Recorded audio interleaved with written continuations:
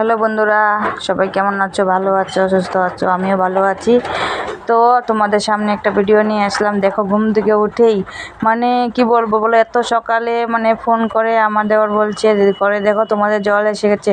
তো রাত্রে কিন্তু আমরা যখন শুয়েছিলাম তখন তো বৃষ্টিপাত কিছুই ছিল না। তো রাত্রে তো শুয়ে পড়ছি, বৃষ্টি নেই। তো রাত্রে 3টার থেকে বৃষ্টি আসছে, সারা বাড়িতে জল এসে একদম আমাদের ঘরে ধরে, কাঁচা বাড়িতে জানতেই পারো, বালু মাটির ঘর তো ভেঙে গেছে সব, ভেঙে চুরে একাকার হয়ে গেছে। তো ওদের সবাই, আমার শাশুড়ি মা, শ্বশুরমশাই, দেওয়ার সবাই উঠে গেছে। উঠে ওরা ফোন করে আমাদেরকে বলছে, দেখ তোদের ঘরে জল এসে গেছে। তো সবাই আমরা দৌড় দৌড় করে উঠলাম, আমার বর, আমি, আমার বাচ্চারা সবাই উঠে দেখি যে বাইরে একটু সময় বসলাম। বসে দেখছি এত জল এসেছে। দেখো, বাচ্চারা জল দিয়ে বলছে, দেখো মাম্মা কত জল এসেছে। তো আমাদের চারপাশে একদম জল জল হয়ে গেছে। কি বলবো, আমাদের ঘরের ভিটিগুলো একদম নরম, তো একদম বালি মাটি, তো তার জন্য আমাদেরই বেশি ভেঙেছে। ভেঙে একদম ঘরের ভিতরে জল চলে এসেছে। আর আর উঠানের তো তোমার আঁঠু হয়ে যাবে, 1 হাঁটু জল হয়ে যাবে।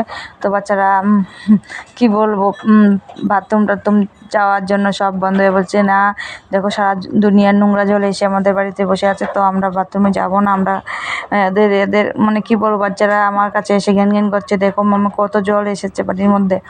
তো আমাদের বাড়িতে দেখছি তোমরা কতটা জল এসেছে, তো দেখতেই পারছো। তো আমাদের কি বলো তো, আমি তো আমার নেই বর্তমানে, কি আমার সে রান্নাঘর নেই। তো আমি এক ঘরেই খাওয়া দাওয়া সব কিছু করি। তো সেই গ্যাসের মধ্যে রান্না করি। তাও আমার চারপাশে কি বলবো, ঘরের চারপাশেই জল এসেছে। আর দেখতেই পাচ্ছ উঠানের মধ্যে কতটা জল এসেছে, জল হয়ে গেছে উঠানে। তো আমার বাচ্চারা তো একবার বলছে ওরা না নেমে ওদের জলের মধ্যে খেলা করবে, একবার বলছি তোরা তো জলের মধ্যে যাবি, তো চার কিনারে এসে এইভাবে ভেঙে সব ঝুরঝুরে পড়ে যাচ্ছে।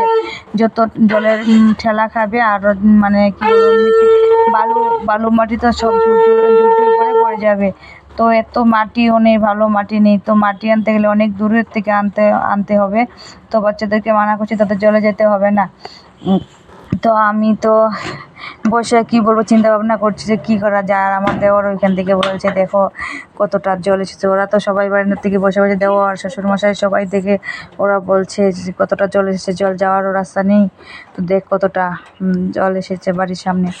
তো দেখো, তোমরা তো দেখতেই পাচ্ছ বন্ধুরা যে কতটা জল এসেছে।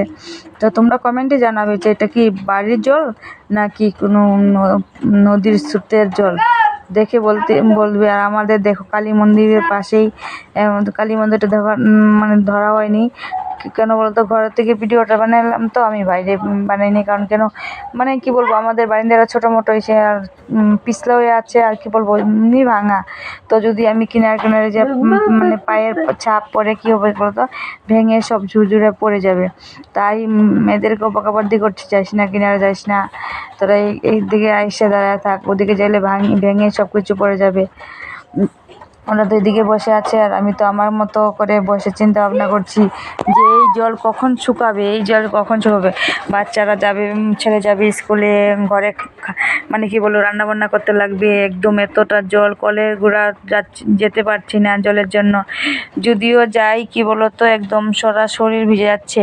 আর এই জল বাইরের থেকে আসছে না, জলটা চুলকানি হয়ে যায়, কি শরীর হাত চুলকাতে থাকে।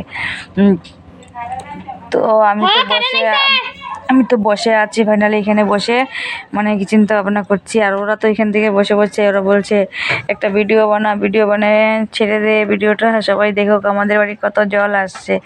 তো এর জন্যই তো কি আমি বলছি, না আমি তো ভিডিও করলাম, এমনি তো আমি একটা ব্লগ ভিডিও করব, তো ছেড়ে দেবো। গাইস তোমরাই বলো, আমাদের বাড়ির মধ্যে এত জল এসেছে, কি করব।